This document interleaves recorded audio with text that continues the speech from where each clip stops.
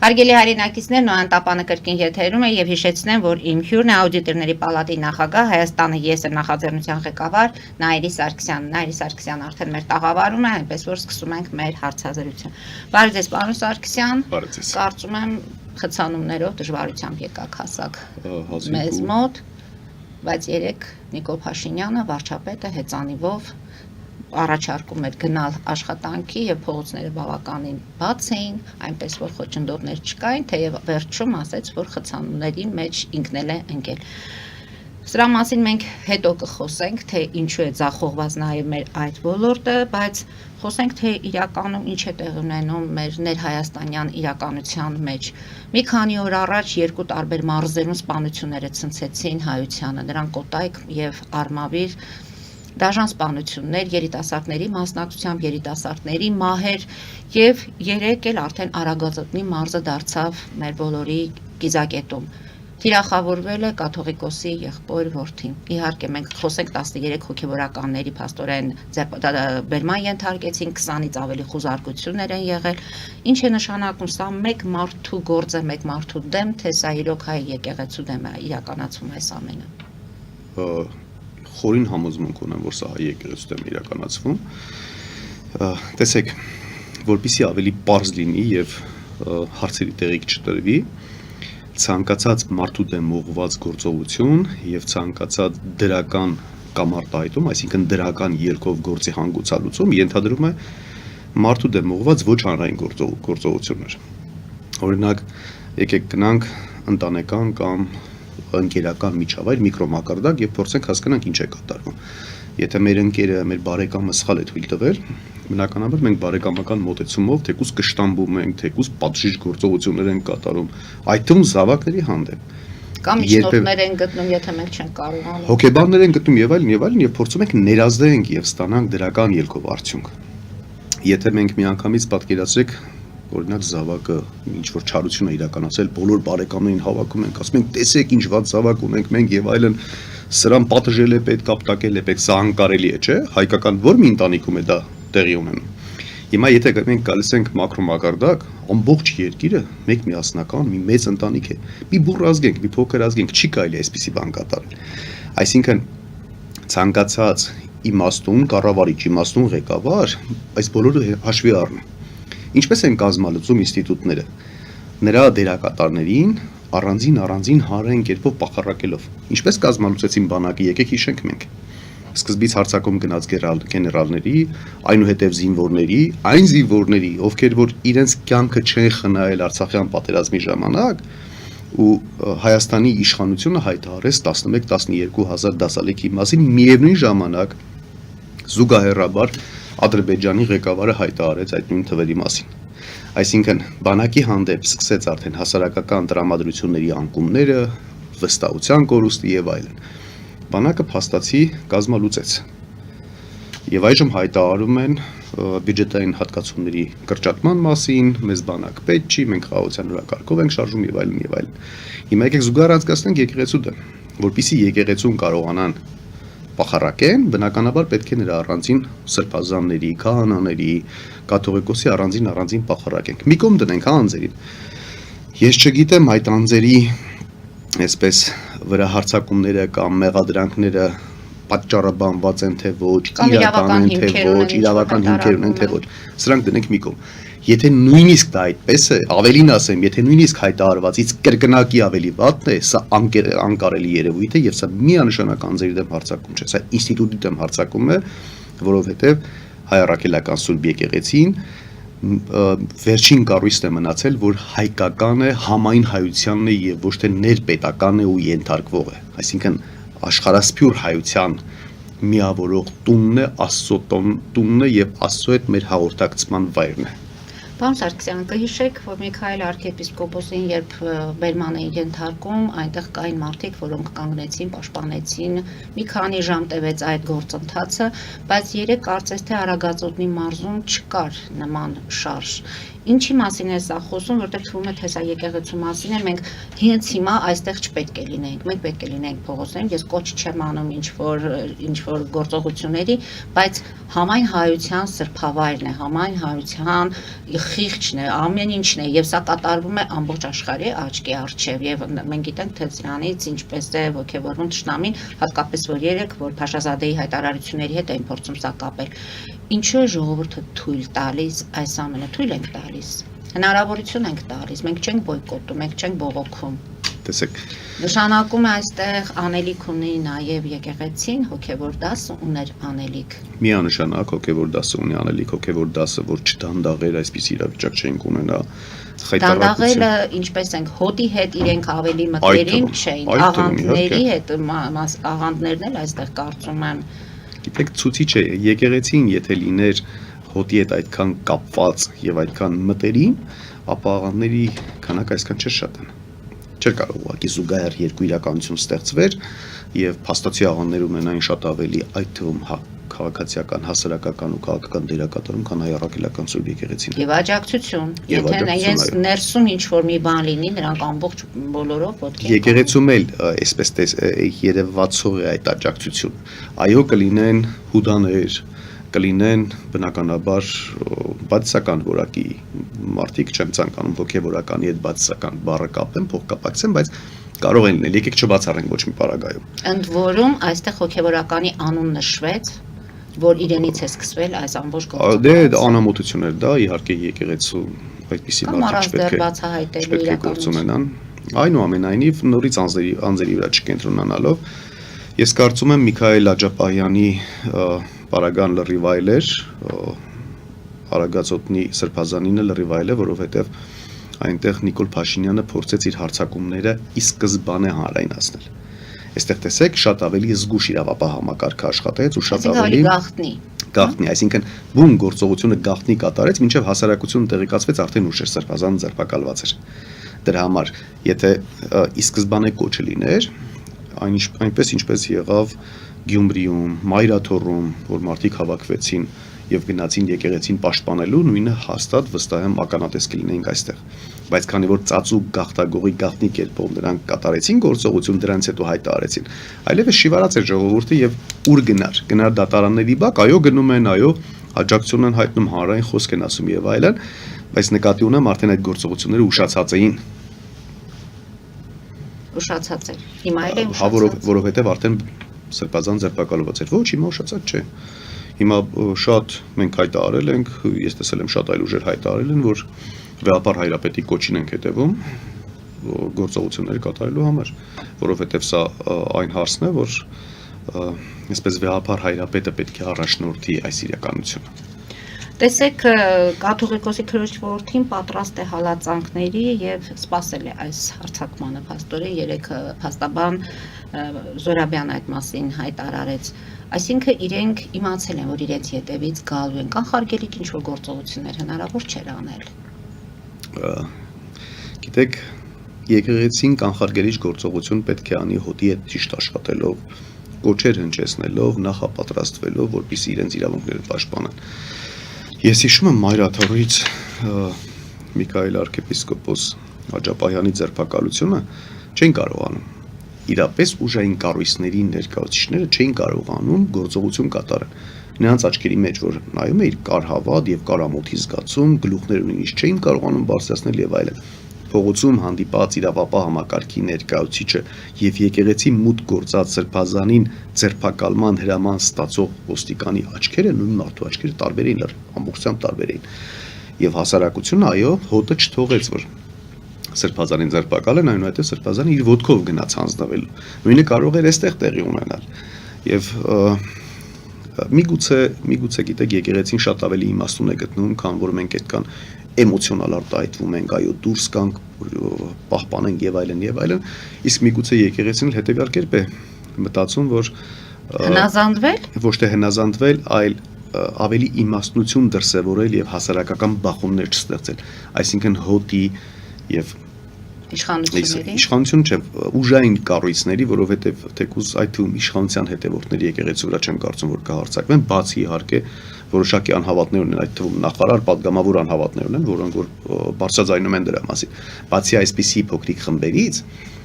այդ թվում իշխանության հետևորդները վստահ են, որ չեն կարող հարձակում գործել։ Բայց միգուցե եկեղեցիները շատ ավելի հեռուն են մտածում, տեսնում Եվ կարծում եմ, որ այո կարող են լինել այդ թվում հասարակական քաղաքացիական բախումներ, երկու ճամբարի բաժանումներ եւ Հայաստանի այս օրհասական պահին մի հատ էլ ներքին պառակտում այս օրակարգով միգուցե անթույլատրելի է համարում։ Ես չեմ խոսել, ես չգիտեմ իրենց իրական մտադրությունների եւ որոշումների կայացման տրամաբանությունը, բայց կարծում եմ հոգեվոր դասը հենց այս փիլիսոփայությամբ եւ տրամաբանությամբ պետք է գործի։ Չեմ բացառում։ Քաղաքացիական պայմանագիրը այդ կարծիքին չէ։ Լուսնե Բադալյանն ասում է, եթե այդ իրենց հոգեվորականի հագուստի տակ նրանք դավեր են նյութում եւ պետք է պատժվեն։ Գիտեք, եթե դավեր են նյութում եւ պետք է պատժվեն, թող երկխոսություն տեղի ունենա, որովհետեւ ինձ շատ շուտվանի չետարկրում քաղաքացիական պայմանագրի ցանկացած ներկայացուցիչ ինչ է խոսում, ինչի մասին է խոսում։ Առաջին հերթին թող նրանք իրենց դավերի համար պատասխանատվության ենթարկեն հայ ազգի, Հայաստանի Հանրապետության եւ Արցախի գլխին բերած աղետի համար թող յուրաքանչյուր ԿՊԱ-ական նախ պատասխանատվություն կրի, այն դավերը, որ շարունակում են նյութել, թող դրա համար պատասխանատվության ենթարկվեն, հետո նոր խոսեն այլ անձանց մասին։ Գիտեք, անբարոյականները ամենաառաջինն են գոռում անբարոյականության մասին, եւ նրանք ուրախանում են, որ բացի իրենցից այլ անբարոներ եւս գոյություն ունեն։ Հետևաբար ես երբևէ չեմ անդրադառնում այդպես ցանկացած ԿՊԱ-կանի խոսք ինձ համար անարժեք ուղղակի մի խոսք։ Բայց նրանք իշխանություն են եւ նրանք եղանակ են փոխում։ Հիմա տեսեք, մենք խոսում ենք երեկվա միջադեպի հետ կապված, բայց եթե չլիներ Նիկոլ Փաշինյանը քանի ամիս է դրա մասին խոսում է, տրամադրում է, ինչպես դուք ասացիք, մենք տեսնում ենք նաև մեր ուժային կառույցների տղաները որքան ամոթխած լինում է, որ նույնիսկ երեկել են բավականին հավասարակշռված, կարող ենք ասել, որ լրակյաց կանայք ավելի էմոցիոնալ էին, պետք է ասենք, որ նրանց շնորհիվ էլ այդ բախումները փաստորեն չեն եղել։ Որտեղ մենք ունենք ոստիկաններ, կարմիր բերետավորներ ունենք եւ այլն, մենք տեսել ենք մայրերի հետ ինչպես են վարվել, ինչպես են հրահրել, լրագրողի հանդեպ ինչպես է եղել, այնպես որ բնականաբար անբարոներ այդ թվում այդ համակարգում կան, բայց մեծամասնության մասին երբևէ չի կարելի այդ խոսի։ Գուցե հենց վերևից են հրահանգել, որ չլինին բախումներ, լինեն այդպես հնազանդ, լինեն այդքան հավասարակշռված, գուցե իշխանություններն էլ իրոք չի ուզում այս ամենը բախումներով լինի, իրականում ուզում է արդարություն։ Ես նախանձում եմ ձեր լավատեսությանը իշխանության հանդեպ։ Հանրության տեսակետ եմ ես հիմնականում երկու կողմերին փորձում ներկայացնել, որպեսզի գտնենք ճիշտ լուծում։ Իշխանությունը բարի նպատակադրումներ չունի, իշխանությունը միասնության օրակարգ չունի, իշխանությունը բարիշացնելու օրակարգ չունի։ Ընդդիմությունը ունի։ Ես ընդդիմություն եմ, այո, ես ունեմ։ Մնացածի մասին եկեք չխոսեմ, որովհետև ես կորեկտ չի, ես չեմ կարող այլ ուժերի անունից պատասխան տալ։ Այդ հարցին կարող են բոլորը պատասխանել։ Պետք է քաշենք որոշակի գիծ, հատ մենք հասկանանք ինչի մեջ ենք հայտնվում այս պառակտումներից։ Չեմ ասում, ամենաաններելի արարքների ընտանքներումներ, բայց որոշակի հանդուրժողականություն դրսևորենք, սուրբ ծայրերը հարթենք, շատ բարդ գործ է, հեշտ չի դա, բայց փորձենք Հայաստանի Հանրապետության համար կայունություն ստեղծենք, հետո նոր կանրադառնանք արդեն պատժիչ գործողություններին եւ յուրաքանչյուրի հանցանքի թեկուզ զանցանքի համար պատասխանատվության մասին է խոսքը, ոչ թե իհարկե, պատժիչ գործողություն դա նշանակում է պատասխանատվության, օրենքով սահմանված պատասխանատվության կիրառում հանցագործի զանցանք կատարած անձի հանդեպ։ Փաշազադեի հայտարարությունների հետ կապ եք տեսնում։ Շատ ուղիղ եմ տեսնում այդ կապը, որովհետև երբ հայտարարությունը կատարում է հայ-ագրարական եկեղեցու դեմ ինչ որ արշավ սկսվում է։ Պարոն Սարգսյան, դուրս գանք կարճատև գովազդային դադարի, որից հետո շարունակենք մեր զրույցը։ Հարգելի հայրենակիցներ, հետևեք քիչ անց կվերադառնանք տաղավար եւ կշարունակենք։ Ֆելիչե ժամանակակից ատամնաբուժական կլինիկա։ Այստեղ հարմարավետությունն ու խնամքն առաջնային են։ Այստեղ կիրառվում են ատամնաբուժական ամենաժամանակակից տեխնոլոգիաներ, ճշգրիտ ախտորոշում, արդյունավետ բուժում, նուրբ փորձառություն եւ անհատական մոտեցում։ Սկսած սովորական մանրուքներից մինչև առաջադեմ ընթացակարգեր, այստեղ դուք գտնվում եք բարձր որակավորում ունեցող եւ փորձառու ատամնաբուժական մասնագետների ձեռքերում։ Մեր բարեկամական եւ հյուրընկալ անձնակազմն այստեղ է յուրաքանչյուր այցը հաճելի դարձնելու համար։ Ֆելիչե, ձեր առողջ եւ ամենաերջանիկ շպիտը սկսվում է այստեղից։ Եկեք եւ բացահայտեք նորարարության փորձագիտության եւ կարեկցանքի կատարյալ համադրությունը։ Երևան շիփինգ, սենսացիա ստեղ, հա։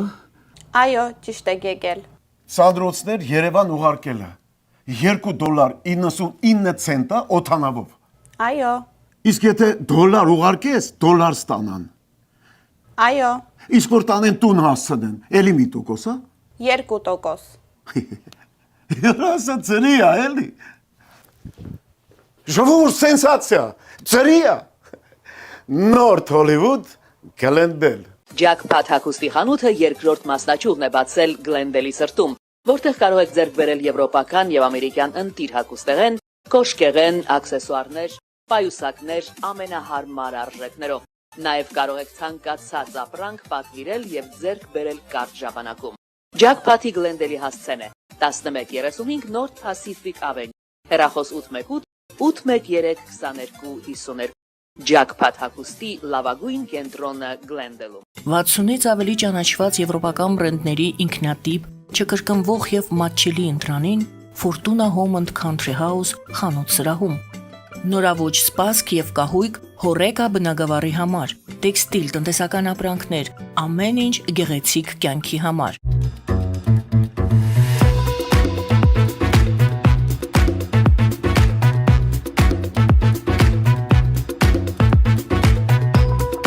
Արարատ ռեստորան, ընտանեկան եւ ընկերական ժամանցի լավագույն հասցե, սիրված արտիստներ, հյուրընկալ մթնոլորտ, հարուստ ճաշացան, անմահական խորտիկներ, Արարատ ռեստորան, հասցեն անփոփոխ, սիրով սպասում ենք ձեզ։ Լավագույն պաղպաղակ, բնական, համեղ եւ մատչելի գներով պաղպաղակը կարող եք ձեռք բերել բոլոր հայկական խանութներում։ Պահանջեք հայկական պաղպաղակ, Թամարա պաղպաղակ։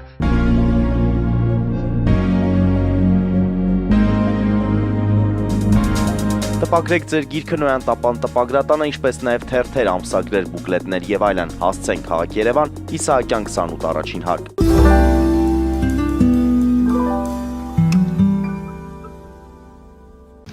Հարգելի հայրենակիցներ, Նոյան տապանը կրկին եթերում է եւ խոստանում ենք հեռախոսազանգեր հենց հիմա ունենք, վերցնենք, փորձենք շփվել Սփյուռքի մեր հեռուստադիտողի հետ։ Լսում ենք ձեզ, բարև ձեզ։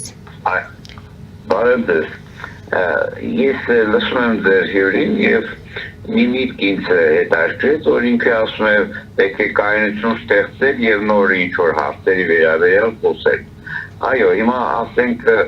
եկեղեցին անջատ է պետությունից, եկեղեցի իրավունք ունի պետական գործերին խառնվելու։ Փաշինյանը կարծում եմ այստեղ միտումնավոր ձևով է հարձակում գործում եկեղեցու վրա, ընդհանրապես մեր ամբողջ ազգային արժեքները հավասարացրել է զրոյի։ Հիմի հերթասել է եկեղեցուն։ Եկեղեցին վարկաբեկելով նա փաստորեն մեր լվացքը ցույց է տալիս ամբողջ աշխարհին։ Ինքը թող իրեն կարգին պահի, որ իր վրա չծիծաղեն։ Լավ, ձեր հարցը։ Ձեր հարցը, խնդրում եմ ձեր կարծում, բայց եկեղեցականը, կաթողիկոսը, տվյալ դեպքում, որ իրեն մեղադրում են, որ ինքը աղջիկ ունի, ինքը իրավունք ունի մնալու որպես կաթողիկոս։ Լավ, շնորհակալ ենք զանգի համար։ Շնորհակալություն հարցի համար։ Ընդ որում մենք Գլենդելից ենք զանգը ստանում, մեր Սփյուռքի հեռուստադիտողից է հարցը։ Տեսեք, եթե մենք Նիկոլ Փաշինյանի արարքները որակում ենք որպես սխալ, ապա նրա առաջ կասած օրակարգով չպետք է հարցին անդրադառնանք։ Օրինակ ասում ենք Նիկոլ Փաշինյանը եկեղեցու վրա հարձակում է կատարում, հետո ասում ենք կաթողիկոս իրավունք ունի աղջիկ ունենալու։ Նախ պետք է, եթե մտնում ենք այս դիսկուրսի մեջ, արդեն Նիկոլ Փաշինյանը ջրաղացին ջուր ենք լսում, չի, պետք չէ այդպես հայրենակից իմ կարծիքով, դա եկեղեցու խնդիրն է եւ եկեղեցին ինքը կպատասխանի կամ, չգիտեմ, հանրությունը եթե կունենա այդ փաստերը, հանրությունը կամ հոտը ինքը կպարտադրի, կամ միգուցե զրույցների տեսքով, հենց փակ հանդիպումների տեսքով կարողանա այդ հարցը տակից։ Ասեմ, որ այս խնդիրը երբ առաջացավ, մենք էլ մեր բազում հաղորդումների ժամանակ հենց կարծում ենք, որ պետք է լինի այդ փակ հանդիպումները, այսինքն պետք է փորձել երկխոսել, նոր դրանից հետո ինչ-որ հրապարակային հայտարարություններ անել։ Բայց հեռուստադիտողի հարցը կարծում եմ նաև հետեւյալն էր, բայց չէ՞ որ եկեղեցին առաջինը մեր հոգեվորականները կանգնեցին քաղաքականության մեջ, որից հետո հնարավորություն տվեցին Նիկոլ Փաշինյանին իրենց դեմ խոսելու։ Տեսեք, այդ թվում դա պետք է գնալ երկխոսության։ Բագրատ Սրբազանի շարժումը քաղաքական չէր ի սկզբանե, հետո դարձավ քաղաքական, որը իհարկե ես չեմ ողջունում։ Հասավ Երևան եւ դարձավ քաղաք։ Ես չեմ ողջունում դա, որովհետեւ այո, հոգեվոր առաջնորդը, Տավուշի մարզի հոգեվոր առաջնորդը պետք է եւ մտահոգված էր սա այդպես կեղծ սահմանազատման ու սահմանագծման գործողություններով եւ փաստացի հայկական տարածքների հանձնումներով եւ պետք է հոտի այդ իր ըմբոստությունը եւ իր բողոքի ձայնը արտահայտեր եւ այո քայլեր կառավարության դիմաց իր ձայնը բարձրացներ ամեն ինչը շատ լավ էր ոչ քաղաքական էր հոգեվորական էր ու եկեղեցին այո պետք է այստեղ մասնակցություն ունենար եւ հանրությունը նրա կողքին էր հիշեք թե ինչքան մարդավաճ ես հիշում եմ որ նույնիսկ երևի այսպես ասած կեղծ հեղափոխության օրերին այդքան մարդ չէր հավաքվել ովքեր հավաքվել են աջակցություն հայտնելու այնուհետև հավատքով էին գնացել այնուհետև փոխվեց քաղաքական փոխվեց բայց այդ թվում տեղի ունեցավ պաշտոնից ազատում այսինքն այլևս Բագրատ Սրբազան Տավուշի թեմի առաջնորդը չէր կարծում եմ այստեղ էլ որևէ այդպես աննորմալ երևույթ տեղի չի ունեցել մարդը դարձավ քաղաքական նրան ազատեցին պաշտոնից այսքան իսկ հերոստատիտողի հաջորդ հարցը այն է դուք ասում եք կայունություն ստեղծենք նոր հետո այդ կայունությունը ձեր օրակարգը ինչպես եք պատկերացնում կայունությունը բոլոր սուր տեղերը հարթելով եւ առաջնային նպատակ առաջնահերթություն սահմանելով Հայաստանի Հանրապետության պահպանումը զարգացման ու հարատևման համար կայուն հիմքերի ստեղծումը նոր անցնելու արդեն դերակատարների պատասխանատվության ենթարկելու գործողություններին Հիմա փորձենք արդեն համեն դեպքում եկեղեցու հետ կապված մենք այս իրավիճակին կհետևենք, ինքներս ենք հակված, որ ամեն ինչ խաղաղ ավարտվի եւ նման դեպքեր չավելան։ Ես ասեմ, որ հեռախոսազանգերով շատ ունենք, պարոն Սարգսյան, փորձենք լսել։ Լսում եք ձեզ, դուք եթերում եք։ Լսում ենք ձեզ։ Բարև ձեզ։ Հալո։ Լսում ենք ձեզ, խոսեք։ Լսում ենք ձեր հարցը։ TV-ով նայեն տեսնեն լոյերը ինչ-որ Արմստրոնգ թե ինչ անուն է։ Էդի անպատվում է մեր նախագահի, ինչ իրավունքով, մեկը չկա դրա դեմ առնի։ Լավ, շնորհակալ ենք, նույնիսկ ճիշտ ասած չհասկացա ում մասին է խոսքը, բայց ամեն դեպքում սա եւս թեմա է, երբ որ վարչապետին են անպատվում, նախագահին են, այսինքն ամեն դեպքում նրանք մեր երկիրը ներկայացնողներն են եւ պարոն Սարգսյան, ճիշտ ասած, որպես ընդդիմություն, ես հետեւել եմ ձեր հարցազրույցներին, դուք բավականին կոռեկտ եք, բայց կան ընդդիմության ներկայացուցիչներ, որ շատ ավելի թույլ տամ ինձ ասել փողոցային մակարդակով է արվում այդ ամենը եւ այստեղ հանրությունը ասում է հետեւյալը բա այս ամենը կարող էիք ասել դուք Սերժ Սարգսյանին կամ Ռոբերտ Քոչարյանին տեսեք Նիկոլ Փաշինյանը այնքան ժողովրդավար է որ թույլ է տալիս իրեն վիրավորում են անպատվում են եւ բռնությունների ձեզ չի ենթարկում նույնիսկ մամուլի աշխատողներին են ըստ որում այսօր մամուլի օրն է եւ մամուլի աշխատողներին են այդ բաներն ասում Ընդ որում մենք ասուլիսների ժամանակ տեսնում ենք ինչ ծուր հարցադրումներ են լինում որոշ լրագրողների կողմից, բայց այդ լրագրողները դեռ շարունակում են աշխատել։ Եվս մեկ անգամ առիթ օգտագործելով մամուլի մեր սիրելի ներկայացուցիչներին բոլորին շնորհավորում եմ մասնագիտական օրվա արդիվ եւ մաղթում եմ բեումնավոր աշխատանք։ Եվ այնպիսի եթերներ, որ դուրս գանք եւ ասեք հզոր եք ժպիտով լի եթերներ։ Այո։ Տեսեք, գիտեք, մարդու որակի մասին է խոսում նրա խոսույթը ընդհանրապես։ Այսինքն եթե փողոցային մակարդակի է, դա չի նշանակում, որ Նիկոլ Փաշինյանն արժանի է դրան։ Գիտեք, Նիկոլ Փաշինյանը արժանի է ամենավերջին վիրավորանքներին, բայց դու նրան այդ վիրավորանքը ընդ որում հանրային արտահայտելու դու նրան չես վիրավորում, քեզ ես վիրավորում։ Ես իմաստ չեմ տեսնում։ Ես բացառապես այսպես գործողությունները, նրա կամ այդպիսի գործողությունները իրականացնողների անուններն եմ տալիս։ Օրինակ ես հաճախ եմ ասում անգրագետների հավաքածու։ Ինքան ասեցի ինքը կառավարության նիստի ժամանակ ասես մենք մնացել։ Դուք եք ասել։ Սա նորմալ է։ Փողոցային մակարդակը, գիտեք, դա էլ Նիկոլ Փաշինյանը բերեց եթեր։ Նիկոլ Փաշինյանի ժամանակահատվածում այսքան մինչև հատակի չավ այս մակարդակը։ Սադրիչ են։ Սադրեց մարդկանց, որպեսզի այսպեսի խոսույթով խոսեն, հետո դա օգտագործի, որ սնվում է ինքը դրանց, օգտագործի, որպես իր ժողովրդավար լինելու փաստը, բայց այն ինչն է ժողովրդավար չէ բացարձակ, սադրում է, որպեսզի տեղի ունենան հանրահավաքներ այնուհետև լուսաձայնային նռնակներ են նետում եւ ասում է դե դուք հեղափոխություն չարեցիք, ինքը սադրիչ է, դրա համար է այս գործողությունը։ Հիմա ասում հեղափոխություն արեք, կարողանում եք արեք։ Սադրում է, այդ թվում խոսքի մակարդակում է սադրում։ Սադրում է, թե գիտի, որ այդտեղ չկա այն ուժը, որ այդ ամենը կազմակերպի եւ դրա համար հանգիստ ասում է։ Չէ, սադրում է, վստահաբար սադրում է։ Շատ հեռախոսազանգեր ունենք, դուք այսօր առաջի անգամ եք մեր այս եթերում, բայց ասելիքներ ունեն հեռուստադիտողները։ Լսում ենք ձեզ։ Բարի երեկո, Մարի ջան։ Բարի ձեզ։ Ողջունում եմ ձեզ, պարոն Սարգսյան։ Բարի ձեզ։ Պարոն Սարգսյան, այս ամոթալի պայքարը ով սկսեց։ Եկեղեցին թե Փաշինյանը։ Մի քիչ առաջ դուք շեշտեցիք Սուրբ Եկեղեցի։ Եթե Սուրբ Եկեղեցի է, արդյոք եկեղեցու ներկայացուցիչները սուրբ են։ Եթե զբաղվում են բիզնեսով, երեխա ունենալով, իհարկե հավատացյալներ կլինեն, որ կպաշտպանեն, նրանք չեն պաշտպանում եկեղեցուն, նրանք անդամներին են պաշտպանում։ Անդամները կգան, կանցնեն ու կգնան։ Եկեղեցին կմնա, անդամներն էլ ժամանակավոր են։ Մեր պատմության մեջ եղել է ասած դեպքեր, որ եկեղեցու անդամը եղել է մեծ բիզնեսմեն եւ սրիկա մեկը գետադարձը, եթե հիշում եք պատմությունից, որ անի բառանիկները հանձնեց թշնամուն։ Այս հարցը կարելի է լուծել առանց այսքան աղմուկ հանելու, ուղղակի ես կարծում եմ պետք է աղմուկ չբարձրացրած ինքը հիվանդության կամ մի պատճառով հրաժարվեր եւ վերջանալ։ Եվ չգիտեմ ինչով կա։ Իհարկե հավատացյալները երկու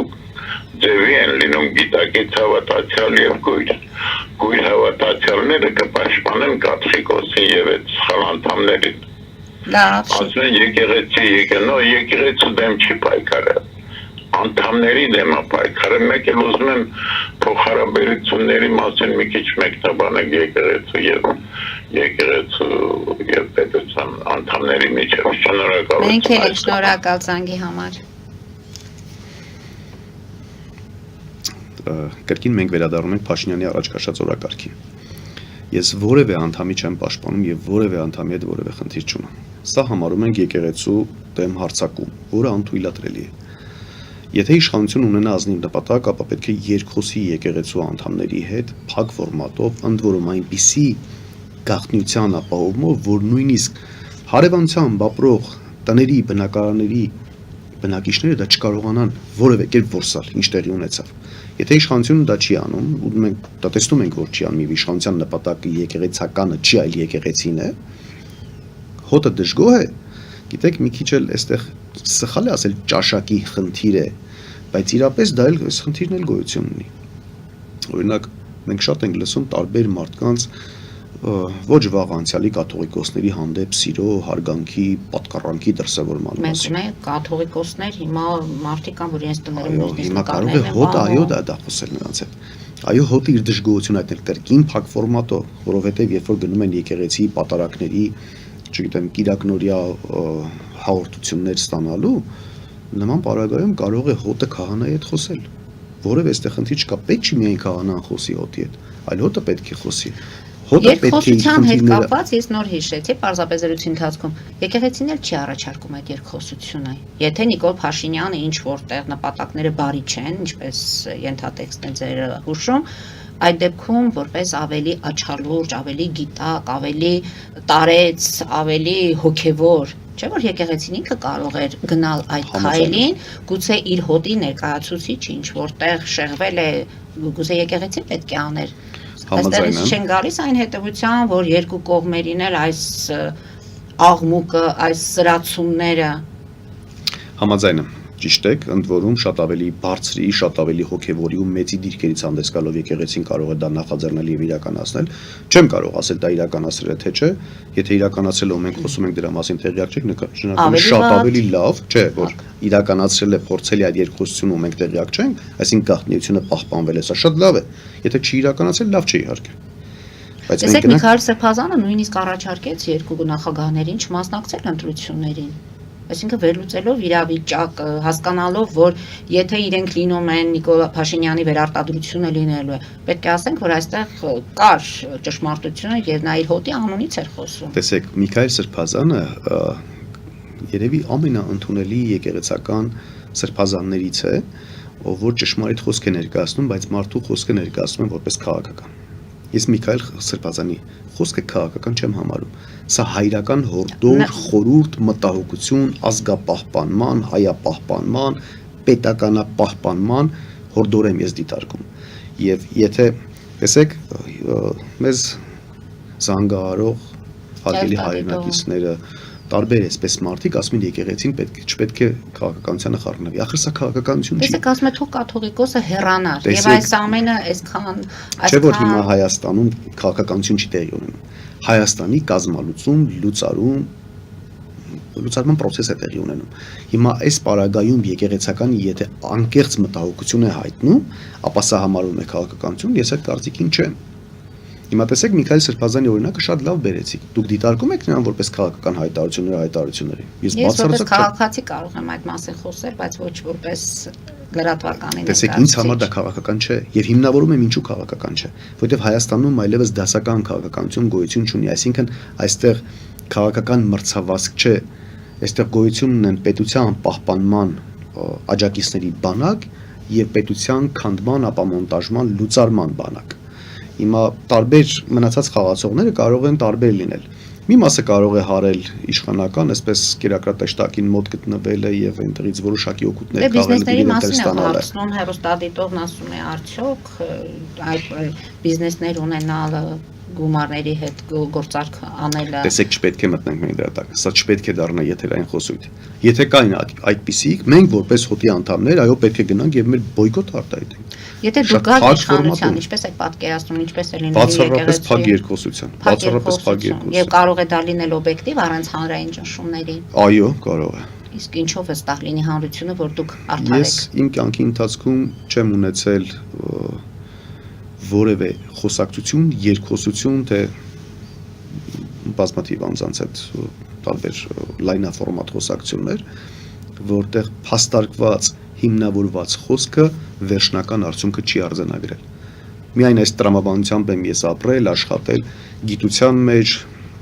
մանկավարժության մեջ, բիզնեսի մեջ, մասնագիտական աշխատանքում, հասարակական աշխատանքում, բոլոր տեղերը, այս նույն բանաձևն եմ ես կիրառել, բոլոր տեղերը մշտապես հաջողել եմ։ Պարոն Սարգսյան, Նիկոլ Փաշինյանին ժողովուրդը ընկալեց, ընդունեց որպես ընդդիմադիր պատգամավոր Փաշինյան իր գաղափարներով եւ վստահ էր, որ փոփոխությունները լինելու են հեղափոխությունից հետո։ Տեսեք, երբեմն լինում է ընդդիմադիր Նիկոլ Փաշինյան, երբ խոսույթը լսում ես, տեսնում ես, ասում ես, այն Նիկոլ Փաշինյանն է, որ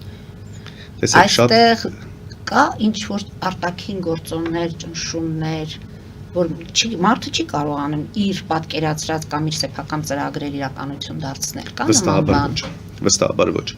Գիտեք, երբ որ Նիկոլ Փաշինյանը ընտրվեց Հայաստանի Հանրապետության վարչապետ, այդ ժամանակվանից իմ խորը մտահոգությունները սկսվել են։ Խնդիրը Նիկոլ Փաշինյանն էր, թե խնդիրը այդ հեշտ հեղափոխությունն էր։ Նիկոլ Փաշինյանն էր խնդիրը եւ հասարակության հավատն էր խնդիրը։ Ինչով։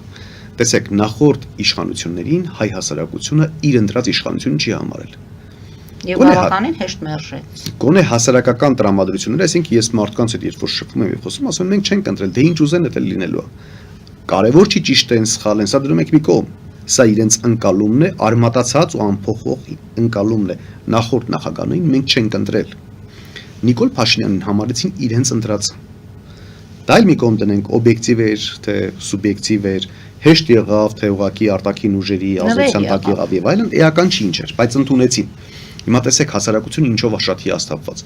Մեր չընտրածից մեր ընտրածը ավելի վատ մարդ դուրս եկավ։ Էյֆորիայի տակ ընդունեցին Նիկոլ Փաշինյանին, բայց որպեսզի մեր սիրելի հասարակությանը ասելով դուք հիմնականում այստեղ դնում ենք Արցախը, պատերազմը, այդ թվում, բայց ամեն ինչն ենք դնում։ Տեսեք, դուք հարցնում եք, ասում եք Նիկոլ Փաշինյանը, դիմադիր Նիկոլ Փաշինյանը, այդպես ժողովրդի մասին մտահոգ էր եւ այլն եւ այլն։ Եվ Նիկոլ Փաշինյանը եկավ, տրամագծորեն հակառակ գործողություններն իրականացրեց ու փաստացի ձախողեց։ Եվ դրա մեջ ձեր հարցը այսպեսի տրամաբանությամբ է, արդյոք արտաքին ուժերը ներգործությունն են, թե ոչ։ Ես ասում վստահաբար ոչ, ինչու։ Որովհետև ցանկացած մարդու գործողություններին ապագային հավատի ժամանակ պետք է մարդու անցյալը մի հատ տեսնեք, դիտարկեք։ Ինչպիսի անցյալ ունի այդ մարդը։ Նա սուտասան է թե ոչ։ Նիկոլ Փաշինյանի պարագայում պատասխանը սակնհայտ է։ Նիկոլ Փաշինյանը ճիշտ խոսք չունի ընդհանրապես։ Նիկոլ Փաշինյանը ասեց Արցախ Հայաստանը եւ վերջ, Նիկոլ Փաշինյանը դրանից ավել ջանասիրությամբ կրկնակի երրակի ավել ջանասիրությամբ ասում է Ադրբեջանը եւ վերջ։ Ինչ է դարձում, ինչ եղավ։ Դնում եմ մի կողմ փաստերը։ Այդտեղ հրաժարական տար, որ չդառնար ստախոս եւ դավաճան։ Թող հրաժարական տար, թող չգիտեմ, թող ինքը որոշի ինչ աներ։ Համենայն դեպս փաստացի մենք հանդուրժել ենք, որ մնացել է, Ես ինքս մեղավոր եմ, որ ինքը դեռևս այսօր իշխանության է։ Հիշում եք ընտրություններ, վերընտրություններ։ Դա էլ դնենք մի կողմ։ Տեսեք, Նիկոլ Փաշինյանին չէր կարելի հավատալ ի սկզբանե։ Հիմա դուք հարց եք տալիս, ասում եք, որպես ընդդիմադիր падգամավոր նրան հավատացին եւ հակառակը արեց։ Հասարակությունը ինչով պետք է համոզված լինի, որ նոր գործիչները, այդ թվում ես չպետք է խաբեն կամ չեն կխաբեն, թե չեն խաբեն։ Այսինքն այս հասարակական տրամադրվածության այսպես կանխատեսումները հասարակությանը ընդհանրապես ես խնդրանք, հորդոր եւ խորհուրդ եմ տալիս, որ ցանկացած մարդու խոստումներին հավատալ չհավատալու երկու մաղով անցկացրեք։ Առաջին հիմնավորում կա այդ խոսքի թե չկա եւ երկրորդով է այդ մարդի իր կենսագրության։ Նիկոլ Փաշինյանի կենսագրությունը բոլորին է հայտնի, ինչի մասին է խոսքը։ Ինչպես կարելի է Նիկոլ Փաշինյանին ընդհանրապես հավատալ։ Կփորձենք ամեն դեպքում ժամանակը դեռ ցույց կտա ում պետք է հավատալ կամ ում կարելի է հավատալ, պետք է ես չեմ կարող այս ասել, որտեղ իրոք ընդ որում ասեմ 3 իմ հյուրներ գրող հրապարակախոս առաջի օրը Տիգին Ռուզանա Սատերյանը եւ երբ որոշակի ձևով փորձեց Նիկոլ Փաշինյանի թեկուզ այս դիվանագիտական գործընթացների հետ կապված մի փոքր ասել, որ լավ է, որ ստացվում է Հայաստանը ներկայանելի լինում, մեր հեռուստադիտողներից մեկը շատ զարմացավ եւ ասեց դրա լավը որն է, այսինքն սրանից հետո էլ ինչ որ լավ բան թեկուզ արվի, ամեն դեպքում ժողովուրդը չի ընդունելու, որ դա լավ արված է։ Մենք հեռուստադիտողի զանգը լսենք, որից հետո շարունակենք։ Լսում ենք ձեզ, դուք եթերում եք։ Լսում ենք ձեզ։ Այո, բարև ձեզ, Պետրոսյան, բարև ձեզ, պարոն Սարգսյան, ողջունում ձեզ հեռավոր Գլենդելից, այդ հեռուստադիտողի Միքայելոց ես էի, երբ որ առաջվա զանգով, ուրախ եմ ձեզ տեսնել դապանի եթերում։ Տեսեք, նախ հարցից առաջ մի բան ասեմ, ես Միացյալ Նահանգների քաղաքացի եմ, ես հարցս դիգերացում մասին կլինի, ես չեմ ընդունում այդ աղանդավոր կամ աղանդ եզրույթը, ոչ էլ քաղաքի կառավարության աշխարհն է ընդունում, դրանք կրոնական կազմակերպություններն են, նրանք ձեր հայրենակիցներն են, ձեր քույրերի եղբայրները եւ պաշտպանված են նաեւ ձեր համանալությամբ։ Եվ սա կարեւոր է հարցից բարձ կլինի, որտեղ եթե նրանց իրավունքները մենք չենք հարգում, չենք կարող պահանջել, որ հարգվեն եկեղեցու իրավունքները։ Բայց հարցս այլ բանի մասնի եկեղեցու հետ կապված։ Այո, ակնհայտ շատերիս համար իշխանությունը ճնշում է գործադրում եկեղեցու նկատմամբ։ Սա ինչու հարցից մեզ կա լուծման հուշում եւ հնարավոր խնդիրներ։ Ինչու այդ դեպքում ակնհայտորեն այդ գործողությունները խախտում են արևմտյան արժեքները, միջազգային արժեքները, եվրոպական արժեքները, եկեղեցու այդ անջատողությունը, ինչու ձեր նման ջատագովները, գործիչները չեն դիմում եվրոպական կառույցներին, բազմաթիվ կառույցներ կան, որպեսզի ճնշում գործադրվի իշխանությունների վրա, որպեսզի իշխանությունները շփոթեն եկեղեցու իրավունքը։ Հնարավոր է, որ խնդրեմը այստեղ այն է, որ նրանք, ովքեր պաշտպանում են եկեղեցուն, անվստահություն ունեն արևմուտքի, Եվրոպայի, այդ եվրոպական արժեքների նկատմամբ շատերին ես լսում եմ, նրանք ավելի շատ Ռուսաստանի կողմն են, քան թե Եվրոպայի։ Հնարավոր է սա է արգելքը եւ հնարավոր է, որ սա խնդրեմ է, որպեսզի եկեղեցու դեմ այդ ուժը գործադրվի։ Շնորհակալություն։ Ներողություն, պետության դեմ այդ ուժը գործադրվի։ Շնորհակալություն։ Մենք էլ ենք շնորհակալ զանգի համար։ Շնորհակալություն, գանք երևի առաջին հարցից, իհարկե որևէ մեկին չենք վիրավել կրոնական կազմակերպություններին, եթե այդպիսի ընկալում է ունեցել, ապա ներողություն եմ խնդրում բոլորից, որովհետև կրոնական կազմակերպություններին դա նրանց իրավունքն է, ընկալումն է եւ այլն։ Աղանդավոր ասվածը միայն պետք չի վերագրել կրոնական կազմակերպություններին, որովհետև ես շատ հաճախ եմ այդ թվում նիկոլիզմը ամենառաջին աղանդը դիտարկում։ Հենց այսպես էլ ես ձևակերպում եմ նիկոլիզմ աղանդ։ Եվ եթե խոսքիս մեջ աղանդը ընկալելի է եղել կրոնական կազմակերպություններին, ապա ամենայն հարգանքով բոլորի հանդեպ դա նրանց ընտրությունն է եւ թող ներողամիտ լինեն բոլորը։ Ինչ վերաբերվում է եվրոպական կառույցներ դիմելուն, գիտեք, եկեղեցին ունի իրավաբանական խորհուրդ, ունի պաշտպաններ, փաստաբաններ, բավականին փորձառու, բավականին գրագետ եւ գործողությունը զուտ իրավական process է, այսինքն իրավագիտության մեջ գոյություն ունի իրավունքների պաշտպանության Հայաստանի Հանրապետությունում երաստիճան համակարգ, այսինքն իրավունքի խախտման պարագայում առաջին ացանի դատարան վերաքնիչ, այնուհետև վճռաբեկ, բոլոր այսպես 3 հարթակները սպառելուց հետո այո մարդու իրավունքների եվրոպական դատարան եւ այլն։ Հետևաբար մեր հարգարժան հյուրերին ի պատասխան ասեմ, որ փաստաբանների հանդեպ ես անձամբ ունեմ վստահություն, որովհետև նրանք իրենց մասնագիտական գործունեության մեջ միշտ աչքի են ընկել այսպես պրոֆեսիոնալիզմով, Հետևաբար քաղաքական կամ հասարակական ուժերը այստեղ չեն կարող դիմել եվրոպական կառույցներին, այսինքն երբ որ հերթը կգա կհասնի, ապա անպայման վստահ են փաստաբանները գործողությունները կիրականացնեն։ Ինչ վերաբերվում է գործողության քաղաքական ձևով հարցի լուծմանը, ապա ես բազմիցս հայտարարել եմ, որ եկեղեցին ինքը պետք է կոչանի, որ մենք գնանք։ Եկեղեցու հանդեպ, Մայրաթորի հանդեպ առաջին ուժային հարձակումը երբ որ եղավ, ես կոչ եմ արել եւ ես ինքս գտնվել եմ եկեղեցու բակում, ես ինքս պաշտպանել եմ եկեղեցին եւ հենց այդտեղից էր իմ խոսքի մեջ գալիս եկեղեցում գտնվող ուժային ներկայացուցիչների աչքերի խորությունը եւ նրանց խոնարհությունը։ Հետևաբար հարցին կարծում եմ լիարժեք պատասխանեցի, փաստաբանների տիրույթում թողնենք իրենք կորոշեն երկինը։ Ես փաստորեն շատ զգայուն, շատ նուրբ թեմա եւ պետք է բոլորս զգուշավոր լինենք։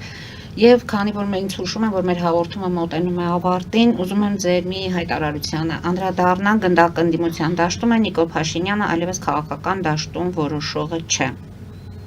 Այդ դեպքում ով է այսօր որոշում քաղաքական խաղի կանոնները Հայաստանում։ Ընդդիմադիր դաշտը բացառապես։ Ընդդիմադիր, որ ընդդիմադիր։ Այն որ խորհրդարանում է։ Բոլոր ընդդիմությունները միասին վերցրեց։ Եվ դուք կարծում եք, որ ընդդիմությունը իրականում ուզում է լինել այս խաղի մեջ պատասխանատվություն իր ուսերի վրա վերցնել։ Ես նորից կոռեկտ չեմ համարի այլ ընդդիմության ներկայացուցիչների կողմից պատասխան հնչեցնել։ Ես հետևյալի կողմնակիցն եմ ու հայտարարել եմ ու շարունակելու եմ հայտարարել մինչև Չարիքի վերջնական տապալումը։ Ես պատրաստ եմ Հայաստանի Հանրապետության ճարտարապետության կառուցման, հզորացման եւ այս Փաշինյանական իշխանությունից երկիր քանդող պետականական իշխանությունից ազատվելու համար կանգնել շարքի ամենավերջում որպես շարքային զինվոր, պատրաստ եմ առաջնորդել, այո, որպես վարչապետի թեկնածու։ Բայց նաև հայտարարում եմ, Հայաստանում բոլոր գործիչները մի հատ կարևոր հիվանդությամբ տառապում են։ Ես դրանում մեկ կոչում եմ վարչապետացավ, մեկ այդպես էգոյի շոյելու չգիտեմ ինչ իզ ամոթ է։ Մինչև այս ամբիցիաները մենք բոլորս չդնենք սեղանին, ամբողջ ընդդիմության ներկայացուցիչները, եթե ընդդիմության են, սրա մասին է խոսքը, կլոր սեղանի շուրջ հավաքվեն եւ այսպիսի տրամաբանությամբ վերջին շարքային զինվորի եւ առաջնորդող հրամանատարի երկուսը միաժամանակ, բայց հմտություններով, կարողություններով պետք է կարողանան իրենք հիմնավորել, որ դա ունակ են իրականացնել, որովհետեւ ամենակիչ հմտություններն, ունակությունները, կրթությունը, գիտելիք ունեցող մարդը ամենաբարձր ամբիցիան ունի։ Ասեք տեսնում ես, որ մարդը օրինակ Նիկոլ Փաշինյանն ասում ենք խմբագրություն էր կառավարել, բայց դաշտում լիք խաղացողներ նույնիսկ խմբագրություն չեն կառավարել, այսինքն մեկ ենթակա նույնիսկ կյանքում չեն ունեցել, ամենաշատ վարչապետի ամբիցիան նրանք ունեն։ Այսպիսի դերակատարները պետք է նստեն սեղանի շուրջ եւ յուրաքանչյուրի դերաբաշխումը կատարի, յուրաքանչյուրի ուժեղ եւ թույլ կողմերը հաշվի առնելով, եւ այդ պարագայում Նիկոլ Փաշինյանը իշխանության ունենալու շանս չունի, բայց այստեղ էլ վատ կողմը նա է, որ Նիկոլ Փաշինյանը նաեւ գիտակցում է, որ այդ ընդդիմության ներկայացուցիչների մեջ շատերը այդ սեղանի շուրջ չեն նստել։ Եվ չեն կարող նստել։ Եկեք չդերագնահատեք Նիկոլ Փաշինյանի հնարավորությունները։ Բացարձակ, Եվ դուք կարծում եք, որ բոլոր գործիքները սպառել են Նիկոլ Փաշինյանը, թե նա դեռ ոչ իհարկե։ Ընդ որում այս վերջին օրը գիտեք ինչպես ճիշտ է, նա հեծանիվ է վարում, ընդ որում տարբեր փողկապներով, գունավոր եւ այլն, դա դուք ասում եք շոու։ Ես նայում եմ հանրության տեսակետից, դա ինչ որտեղ հոգեբանական ավելի շատ գործընթաց է։ Տեսեք, Նիկոլ Փաշինյանը հեծանիվ վարում էր։ Նիկոլ Փաշինյանը։ Տեսեք, Նիկոլ Փաշինյանը հեծանիվ վարում էր 2021 թվականի ընտրություններից, չներողություն 18 թվականի ընտրություններից անմիջապես հետո 2-3 անգամ, այնուհետև քարոզարշավների ժամանակ միայն։ Հետո հեծանվարշավ է անում եւ այլն ինչ անում, դա դնում ենք մի կողմ։ Այնուհետև պետական բյուջեից հեծանիվների ձեռքբերման տոկոսների սուբսիդավորում է իրականացնում, սրանք բնականաբար պետական բյուջեն ծառայեցնում է PR ակցիա իրականացնում, որպեսզի վերընտրվի։ Այնքան մեքենա կրճատեցին, ոչինչ, թող հեծանիվներ ունենան, չունենան։ Նիկոլ Փաշինյանը շոու իրականացնում, դա դնենք մի կողմ։ Այսինքն հեծանիվով աշխատանքի մեկնել եւ այլն Նիկոլ Փաշինյանի շոուն է։ Ես գիտեք Նիկոլ Փաշինյանին կասեմ ամենավատ պետական գործիչ, ամենավատ կառավարիչ, շատ այսպիսի ամենավատ այսպես անունները եւ հիմնավորումները կտամ,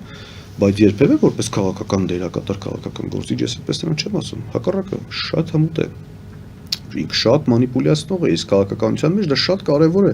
Իսկ կարմիր գծեր, որ երբևէ օրինակ ես ինքս չեմ հատի երբևէ։ Նիկոլ Փաշինյանը կհատի։ Այո, քաղաքականության մեջ չի կարելի հատելուց հետո կարողանում է եւ այդ ամենի տակից դուրս գալ։ Այսպես ինչ ասեմ, թեկուզ ինքը իր եւ իր շրջապատի համար։ Չգիտեմ կարողանում Եվ եք իր իսկա թե չէ, ընտրողների գուցե։ ամենակարևորը չի ամաչում հատելուց հետո։ Սա շատ կարևոր է։ Պարոն Սարգսյան, մեզ մնաց ընդամենը 4 րոպե ժամանակ եւ ամեն դեպքում իրադարձությունների մենք հետևելու ենք եւ հաջորդ անգամ կունենանք նորից թեմաներ խոսելու, որովհետեւ մենք մտել ենք մի փուլ, որ ամեն օր, ամեն ժամ նորություններ են լինում եւ դժբախտաբար դեռ չենք արձանագրել շատ առարկայական դրական ինչ-որ գործընթացներ, որ ասենք այստեղ հաջողել ենք։ Հաջողում ենք արտաքին դիվանագիտության մեջ։ Արտաքին դիվանագիտություն, հանդիպումներ, Արարատ Միրզոյան, Նիկոլ Փաշինյան, Սուրեն Պապիկյանն որը Վաշինգտոնում է, դեռ պատերազմից հետո հագուստի հարց պետք է լուծվեր բանակի հետ կապված։ Սա հարց է թե ուղղակի պես ենք անում, որ հաջողում ենք։ Ինչպես ենք հաջողում,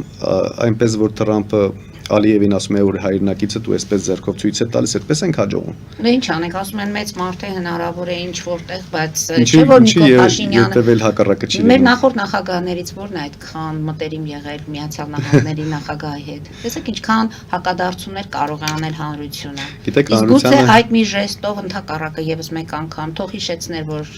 չէ որ այդ հանրությանը ընդամենը պետք է անընդհատ ճշգրիտ ինֆորմացիա տրամադրել։ Գիտեք, այստեղ ճշմարիտը միշտ պարտվում է, միշտ, որովհետև դուրս է գալիս մի գործիչ, հետո հայտարարում է, որ Թրամփի WhatsApp-ի համարը Փաշինյանը ունի։ Աննորմալ մի բան, հայտարարություն է սա ուղղակի, որ քաղաքական այսպիսի խոսույթ գոյություն, սա ամոթ է։ Տգիտության կամ եթե ինտերնետ չլինի այդ դեպքում ինչպես է զանգելու։ Կամ Թրամփի հետ Նիկոլ Փաշինյանը նկար ունի, Թրամփի ստորագրությունով այդ նկարը նրա կաբինետում, սա ամոթ է ուղղակի։ Նիկոլ Փաշինյանը որևէ արտաքին քաղաքական որ Էրդողանի հետ նկարվում էր Էրդողանի գիրքը իր ձեռքին։ Խայտարակություն էր ոչ թե ամոթ էր։ Սա գիտեք գնահատական չտամ, որովհետև այլևս ես չեմ ցանկանում այդ մարդկանց մասին խոսեմ, որովհետև ցանկացած նրանց գործողություն խայտարակություն է յուրաքանչյուր հայի համար։ Նիկոլ Փաշինյանի գոյությունը Հայաստանի Հանրապետության վարչապետի պաշտոնում յուրաքանչյուր հայի ամոթն է։